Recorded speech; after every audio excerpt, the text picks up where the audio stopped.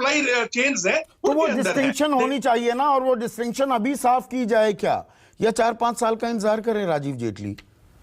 Pilot project, पूरी व्यवस्था बदल दी जाए, पूरी फौज पर लागू हो जाए, ये ऐसा पायलट प्रोजेक्ट पहले देखा है आपने? संदीप जी, आपने एक ही सब्जेक्ट को पकड़ा है, पायलट प्रोजेक्ट। नहीं, मैंने नाम नमक निशान की बात आपने बहुत सारे सब्जेक्ट पकड़े हैं। आपने कहा कि सैन मानिक शाह ने कहा था कि मैं अपने आप को गोरखा मानता हूं, मुझे वो तो सैम बहादुर, इस देश में मतलब ये एक कड़वी हकीकत है, हम बहादुर एक बड़ी गाली के तौर पे इस्तेमाल करते हैं। इस देश के फील्ड मार्शल गौरव से, गर्व से अपने आप को सैम बहादुर बुलाते थे। हाँ, क्योंकि आपने 2-3 नाम ऐसे कोट किए, और आपने ये भी बताया कि उस रेजिमेंट के अंदर रहने के बाद उन्होंने अपने आप को उस रेजिमेंट का बता दिया। उन्होंने कहा कि मैं जाट हूं। मुझे लगता है आपके सारे प्रश्नों का उत्तर आपने खुद ही दे दिया, और आप ही ने बता दिया कि जब कोई रेजिमेंट के अंदर जाता है तो वहां जातिवाद खत्म होता है। और मैं आपको इससे पहले एक छोटी सी बात बोलना चाहता हूं कि इसके 2-3 वर्टिकल हैं। पायलट प्रोजेक्ट की बात मैं आ रहा हूं उसमें 2-3 वर्टिकल है। आज जब आपने डिबेट शुरू करी थी, आपने एक जगह जातिवाद लिया, दूसरी जगह रेजिमेंट लिया, फिर तीसरी जगह आपने कहीं ना कहीं उसको एम्प्लॉयमेंट। सबसे अहम सवाल आज सबसे कि ये पायलट प्रोजेक्ट है, 4-5 साल बाद बदलाव की जरूरत हुई तो हम बदलाव करेंगे। देखिए, मतलब 4-5 साल इंतजार करें। एडिशनल सेक्रेटरी ने जब प्रेस कॉन्फ्रेंस कल, नहीं, मैं आप वाइस चीफ की बात कर रहा हूं, मैं अभी बता रहा हूं, लेफ्टिनेंट जनरल बीएस राजू, उन्होंने भी इसी बात को कहा था, इसलिए मैं दोबारा से कोट कर रहा हूं। उन्होंने अपनी प्रेस कॉन्फ्रेंस के अंदर इस बात को बहुत साफ रखा था कि हम ओपन रहते हैं, आर्मी ओपन रहती है, मॉडिफाई करती है, चीजों को बेहतर तरीके से समझती है, और वक्त वक्त के अंदर कोई फ्लेक्सिबिलिटी होगी तो हम वो भी करने के लिए तैयार हैं। और उन्होंने एक साथ में बात छोड़ी थी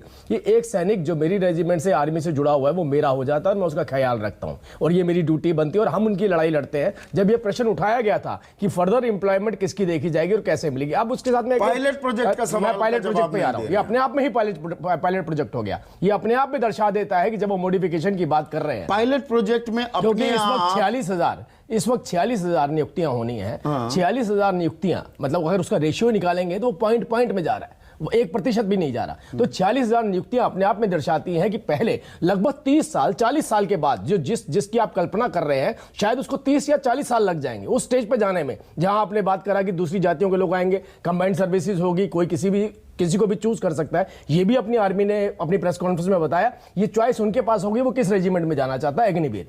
तीसरी एक सबसे महत्वपूर्ण बात जो है वो ये है, सब पहले सवाल का आप जवाब नहीं दे, मैं दे रहा हूं आपको। मेरे को लगता है पहले सवाल का ही जवाब दिया मैंने आपको कि जिस प्रोजेक्ट को पूरा होने में लगभग 30 साल लग जाएंगे, और 40,000 से उसकी शुरुआत हो रही है, और उसके बाद धीरे धीरे उसमें नियुक्तियां होंगी और उसमें मॉडिफिकेशन भी होंगे। तो उसमें जो खामियां हैं, त्रुटियां हैं, एक्सपीरियंस से पता लगेगा, methodology of recruitment, percentages of retention extension, मैं शब्द लेफ्टिनेंट जनरल बीएस राजू के इस्तेमाल कर रहा हूं। तो मतलब 4 साल बाद, 5 साल बाद पता लगा नहीं ये तो गलत कर दिया, तो उसे ठीक करने वाला कोई और होगा। आज जो समझा रहे हैं वो तो होंगे नहीं यहां पर। ये एक विचित्र सी परिस्थिति नहीं हो जाएगी। ब्रिटिश पॉलिसी पे हम चल रहे हैं, ये बात सच है। ये तो आर्मी के हमारे इतने सीनियर विश्वास साहब यहाँ बैठे हैं, हम ब्रिटिश पॉलिसी पे चल रहे हैं। ब्रिटिश आर्मी ने जिस तरीके की ट्रेनिंग और जिस तरीके के पैरामीटर सेट करे थे, हम उसी पे आगे चल रहे हैं। अब बात यहाँ पे आती है, जिसके पैरामीटर पे हम चल रहे हैं वो कह रहे हैं मैं 2025 के अंदर अपनी आर्मी के सिस्टम बदलने वाला हूं। फौज में कोई जाने को तैयार नहीं। मैं इसीलिए बोल रहा हूँ 2000 You are comparing apples and oranges। नहीं, बिल्कुल अभी नहीं। देखिए, पहली बात तो ये हमारी बिल्कुल डोमेस्टिक पॉलिसी है। हमारे इस प्रेस कॉन्फ्रेंस, डोमेस्टिक पॉलिसी में आप विदेशों का ज्ञान बड़ा ले आते हैं। कहीं से भी ले सकते हैं ज्ञान, तो कहीं से भी लिया जा सकता है। हाँ। विदेश क्यों, देश क्यों, कहीं से भी लिया जा सकता है। जहां पे बेहतर होगा वहां से ज्ञान लिया जा सकता है। लेकिन रूस में 2-2, 3-3 साल के लिए जो फौजी भर्ती किए गए, रूस का भट्टा बैठ गया। मैं भारी भरकम शब्द का इस्तेमाल कर रहा हूं, गलत कर रहा हूं तो जनरल सिवाच आप बताइएगा। रूस जो सोच रहा था 15 दिन की लड़ाई है, यूक्रेन को तो साफ कर देंगे, नहीं कर पाए। देखिए, क्योंकि 2-2, 3-3 साल के लिए वो फौजी थे, वो काम कर नहीं पाए। नहीं संदीप जी, मैं भी पढ़ता हूं। तो यहां पर रूस को, ब्रिटेन को, अमेरिका में बिल क्लिंटन कॉन्स्क्रिप्शन को डक कर गए, डोनाल्ड ट्रंप डक कर गए, राष्ट्रपति बने।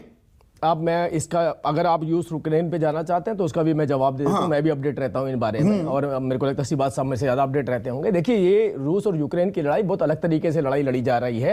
यूक्रेन के पास पहले एम्यूनेशन नहीं थे, उनके पास वो नहीं थी, एयरक्राफ्ट नहीं थे, उनके पास एम्यूनेशन की कमी हो गई थी, मिसाइल्स उनकी काम नहीं करी, जबकि वर्ल्ड का सेकंड लार्जेस्ट मैन्युफैक्चरर है वो मिसाइल का। उसके बाद जब उसे सपोर्ट मिलनी शुरू हुई, तो क्योंकि आज आप सपोर्ट की नौबत नहीं आती संदीप जी, अब तो सारे जवाब निकल आए इसी में। हमारी आर्मी और हमारी फोर्सेस के अंदर रैपिड टेक्नोलॉजी के चेंजेस होते जा रहे हैं। रैपिड चेंजेस हो रहे हैं और उन चेंजेस को अडॉप्ट करना हमारे लिए बहुत जरूरी हो गया है। हम एक ही दिशा में आगे नहीं बढ़ सकते हैं। वक्त वक्त पे यही बात आर्मी के ऑफिसर्स ने भी बताई कि उस टेक्नोलॉजी को अडॉप्ट करने के लिए, उनको स्किल देने के लिए हमने और दो चीजें इसमें इंड्यूस करी है। एक तो हमने कहा है कि नेशनल ओपन यूनिवर्सिटी अपनी एकेडमिक क्वालिफिकेशन देगी और साथ में हम स्किल डेवलपमेंट भी उनको देंगे। टेक्नोलॉजी पर ज्यादा पैसा खर्च और तीसरी सबसे महत्वपूर्ण, नहीं, मैं पहले इसी पे ही बात करते हैं ना। टेक्नोलॉजी पर खर्च होना चाहिए, एडवांस हमारे पास इक्विपमेंट होने चाहिए। हमारी इकोनॉमी कितने ट्रिलियन डॉलर्स की है राजीव जेटली? 3 ट्रिलियन डॉलर की। चीन की, जो हमारा सबसे बड़ा दुश्मन है इस वक्त, आंखें तरेरता रहता है, सलामी स्लाइसिंग करता है, उसकी इकोनॉमी कितनी है? 15 बिलियन डॉलर, 15 ट्रिलियन डॉलर। हमारी 3 ट्रिलियन डॉलर है, 5 गुनी है उनकी अर्थव्यवस्था। वो टेक्नोलॉजी में हमेशा मात देगा। हमारे फौजियों की जांबाजी चीन पर भारी पड़ती आई है। ये तो बहुत अजीब, संदीप जी मैं तो बहुत रिस्पेक्ट करता हूं आपको, आपकी, और बहुत इंटेलिजेंट कंसीडर करता हूं आपको अमंगस्ट ऑल। लेकिन आज तो बड़ी अजीब बात बोली आपने। अच्छा, बताइए। आपने कहा कि हम अपने जज्बे से चीन की टेक्नोलॉजी को हराएंगे। मुझे लगता है ये ना तो आर्मी अकेला, वो मैंने बोला। हाँ, आप कह रहे हैं टेक्नोलॉजी से हराएंगे, हम कह रहे हैं हम जज्बे से हरा पाएंगे। टेक्नोलॉजी में हम 19 रहेंगे हमेशा। चीन के कड़वी बात मैं कहता हूं यहाँ पर। आपको ये बताना चाहता हूं, अब टेक्नोलॉजी की बात हो गई। रूस कितनी बड़ी कंट्री है और यूक्रेन कितना छोटा कंट्री है उसके सामने। कितनी ताकत रखता है यूक्रेन अपनी टेक्नोलॉजी से रूस का मुकाबला कर रहा है, अपने सैनिकों से मुकाबला नहीं कर रहा है। और मैं दूसरी बात आपको बताऊं, सुनिए, एक लास्ट में मैं बोल रहा हूं, उसके बाद तो आप मेरे को लगता है पॉलिटिकली आगे जाएंगे। देखिए, मैं आपको ये कहता हूं, अग्निवीर नहीं, लेट्स से नहीं, बिल्कुल नहीं। अब बताइए 17, ये 3 बार मैं 3 दिन से लगातार आपके साथ बैठ रहा हूं। बिल्कुल आ रहे। अग्निवीर नहीं, वो अगर वो नहीं तो वो 17 साल का बच्चा कॉलेज से निकलने के बाद जेब में 5 रुपए लेकर निकलेगा? बताइए। यहाँ 11 लाख रुपए लगभग जिस कैलकुलेशन लगाई जा रही है, एहसान कर रहे हैं 11 लाख रुपए। बिल्कुल नहीं, इसको लगातार बताया जा रहा है। अरे भाई, फौज में भर्ती नहीं हो रही थी क्या राजीव जेटली? पूरी बात आप ऐसे कर रहे हैं कि नई चीज आई, युवाओं के लिए एक नया अवसर हो गया। हर साल पिछली भर्ती 80,000 की हुई, अभी डिस्कशन 75%, 19 साल के लिए नौकरी मिल रही थी और पेंशन भी मिलती। आप 11 लाख का ढिंढोरा पीट रहे हैं। अभी डिस्कशन 75% पे चल रही है। 25% जो आर्मी में जाएंगे, मैं उस पर नहीं कर रहा हूं। मैं कह रहा हूं कि उन बच्चों को, अगर वो अग्निवीर नहीं, कौन सी स्टेट गवर्नमेंट की आएगी? सामान्य सेना की भर्ती प्रक्रिया रहती, आज तक सवाल उठे। 75 साल में सवाल नहीं उठे।